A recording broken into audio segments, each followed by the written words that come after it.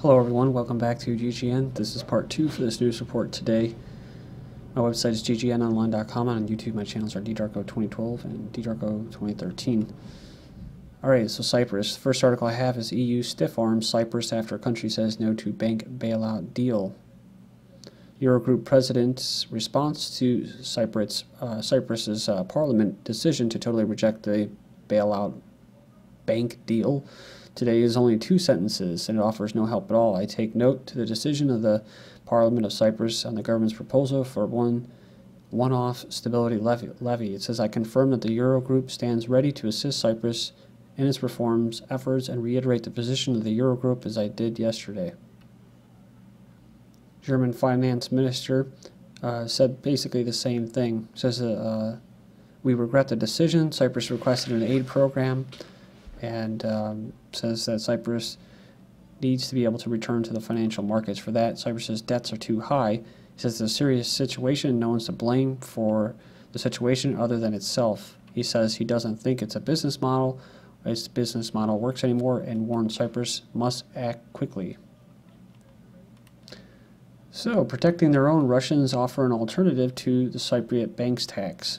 So, I've heard different theories on this whole thing about just looting private accounts to see if they could get away with it. And like I said, if they didn't do that, then they would just They would just impose a tax. They would just they do the bailout, and then they would just tax people and increase their taxes or whatever, instead of just looting their private bank accounts. So yeah, maybe they are just testing the waters to see if they can do that.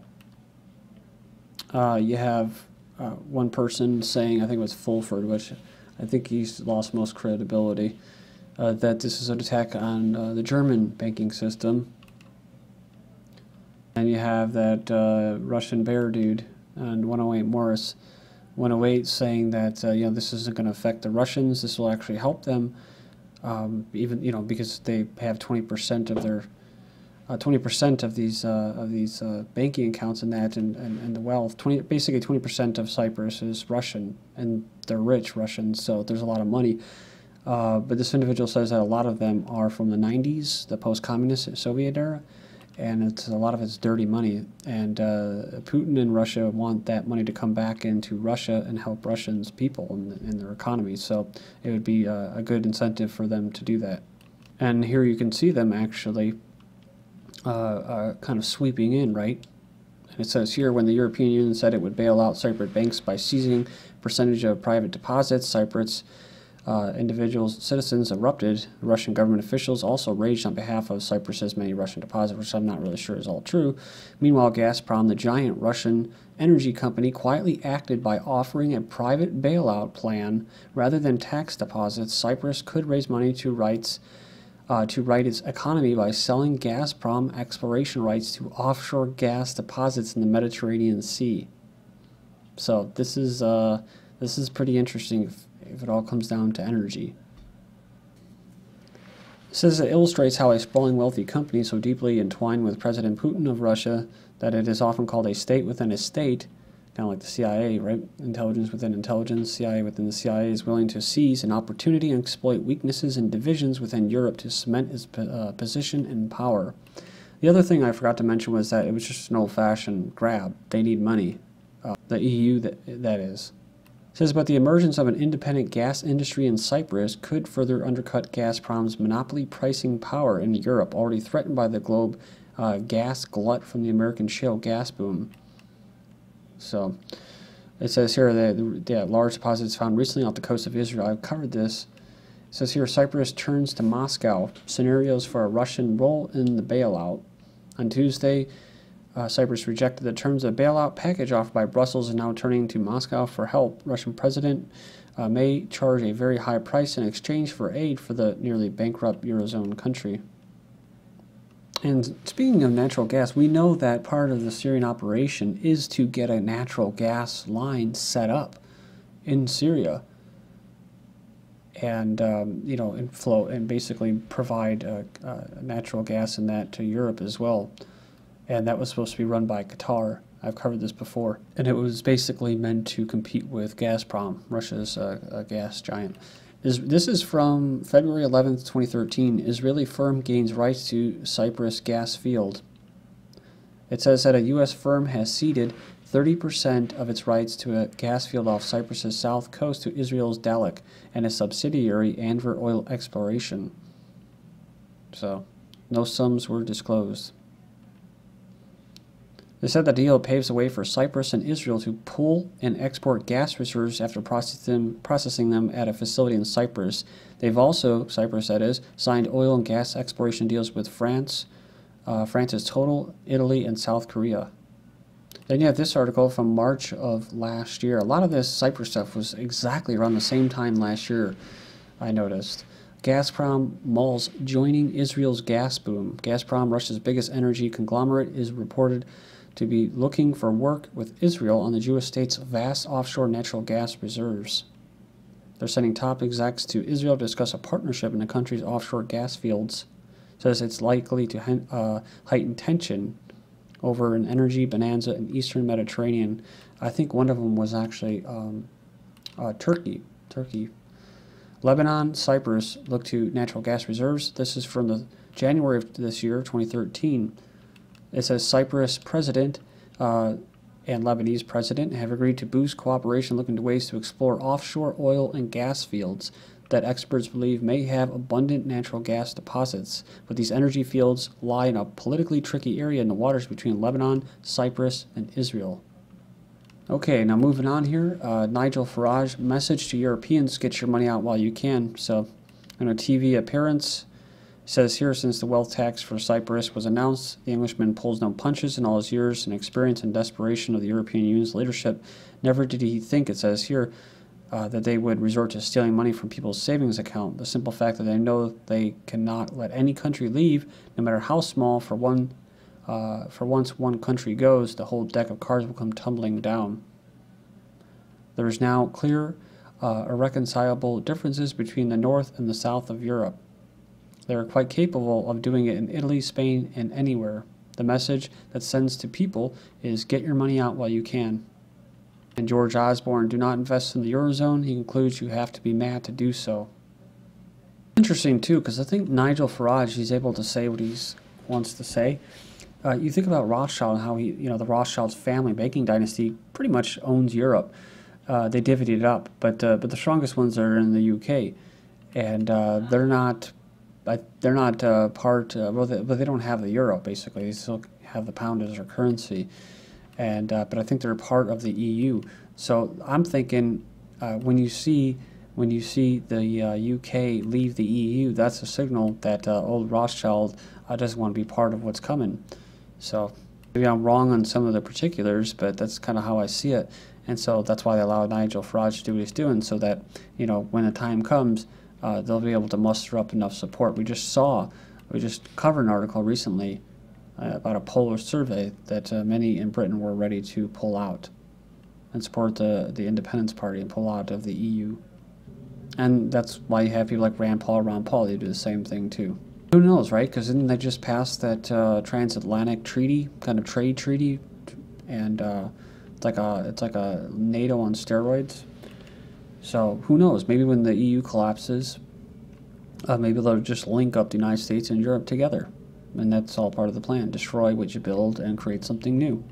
French police raid home of IMF boss Christine Lagarde. Authorities searched the Paris apartment of the IMF director on Wednesday as part of an investigation into her handling of a settlement paid out to Bernard Tapie in 2008 while she was a French finance minister. So this follows this tax investigator who is supposed to be investigating fraud is launched against a budget minister. I guess he had those Swiss accounts. So said he's basically also in charge of the battle against tax evasion, has announced tough measures to fight it.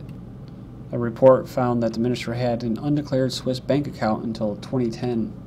CVS requires employees to report weight or pay a fine under new healthcare rules. We're just talking about how new healthcare would basically be where it's kind of already doing it. No care to the elderly, no care to children, just care to the useful eaters, which are people that are, 20 years old to 50, right? The workforce. So, CVS Pharmacy Company is requiring all employees to submit detailed health profiles to their insurance company or pay a monthly fine to continue receiving health coverage. Employees must submit their weight, body fat levels, blood glucose levels, and other vital statistics before May 2014. Some critics say that these policies will basically lead to companies firing and laying off workers that prove to be expensive. The European Central Bank, or EBC, entire system is based on usury, says Chris Dorsey. So he says that the entire operating system of the European Central Bank, which is a European arm of international Zionist banking cartel, is based on usury. The comments come after Cypriot lawmakers voted against the levy on bank deposits.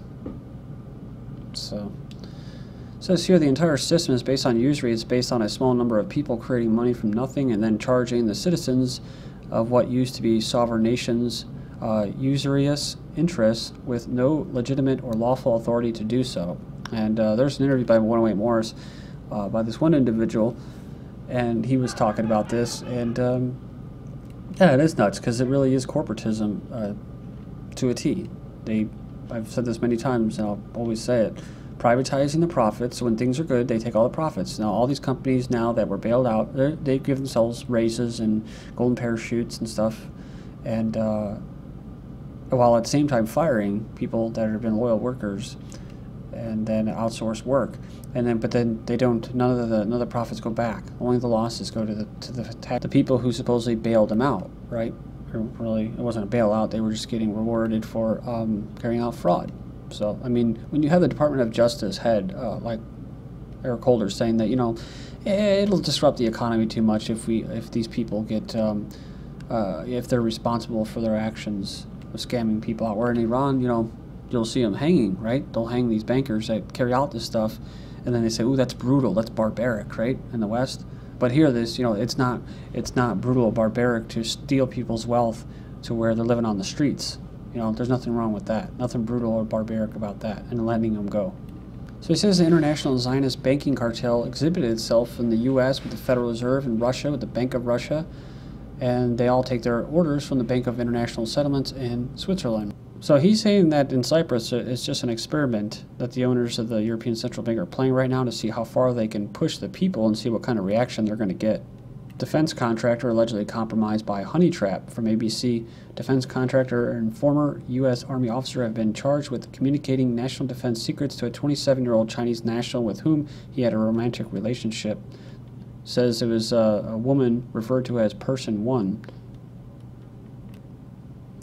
So it was about national defense information regarding existing war plans, information regarding nuclear weapons, and relations with international partners. Former NASA NIA employee arrested by FBI trying to leave United States. Says even more troubling, the investigative report identified how Mr. Yang was allowed by NASA and NIA supervisors to take his work and volumes of other NASA research back to China for a period of time, as documented in an investigative report they received. A former employee of NASA Langley Research Center was sitting on the China-bound plane in Dulles International Airport when the feds caught him, and now they're going to charge him with lying to federal investigators about what he had in his possession. Researcher gets 41 months in jail for revealing AT&T's iPad security hole. He warned AT&T about a gaping hole and how the company's website handles data requests from iPads. Will spend the next 41 months in jail for hacking. The so-called hacker, 26-year-old Arnheimer, discovered in 2010 that AT&T's website was forking over email addresses for iPad users if simple URL requests included AT&T's internal numbers to use to identify iPads. Which is interesting because this is just 3 days after this article came out. Carnegie Mellon NSA seek high school hackers. Remember? I just covered this. Looking for the nation's next generation of cyber warriors for offensive and defensive strategies, right? A hacking competition. So they're looking for criminals, right? That's what they're looking for, supposedly. They want them to come work for the good guys. The bad guys working for the good guys. When you look at the same story, titled a different way, U.S. computer hacker gets 3.5 years for stealing iPad user data. There's his picture. They said he concocted the fiction and he was trying to make the internet more secure. Well, that's what the NSA is looking for, right? And the people support it, so they support this whole thing. Go work for the complex, go work for the Matrix, right? South Korea raises alert after hackers attack broadcasters. So, and 2 major banks, they blamed it on North Korea. But see, the people in the West probably already forgot this because they only have a memory for about 30 seconds. Is North Korea accuses U.S. South Korea of cyber attacks 5 days prior. So always a reaction, right? An action from a reaction. This is GGN, and I'm Darko. Thank you.